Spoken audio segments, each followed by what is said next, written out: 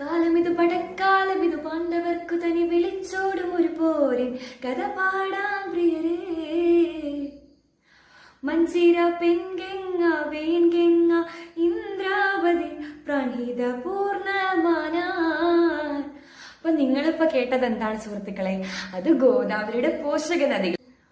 മഞ്ചിര, പെൺഗംഗ, വെയിൻഗംഗ, ഇന്ദ്രാവതി, പ്രാൺഹിത, പൂർണ്ണ, മാലാർ, വാർധ, ശബരി, ഗൗതമി. കൂടുതൽ ഏറ്റവും വലുത് ഏതെന്ന് ചോദിച്ചാൽ അത് പ്രാൺഹിതയാണ്.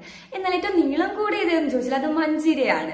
മഞ്ചിരയിൽ സ്ഥിതി ചെയ്യുന്ന ഏറ്റവും ഒരു പ്രധാനപ്പെട്ട അണക്കെട്ടാണ് നിസാം സാഗർ അണക്കെട്ട്. ഇനി തെലങ്കാനയിലെ പ്രധാന പട്ടണങ്ങളായ ഹൈദരാബാദിലേക്കും സെക്കന്ദരാബാദിലേക്കുമുള്ള കുടിവെള്ള സ്രോതസ്സാണ് ഈ മഞ്ചിര.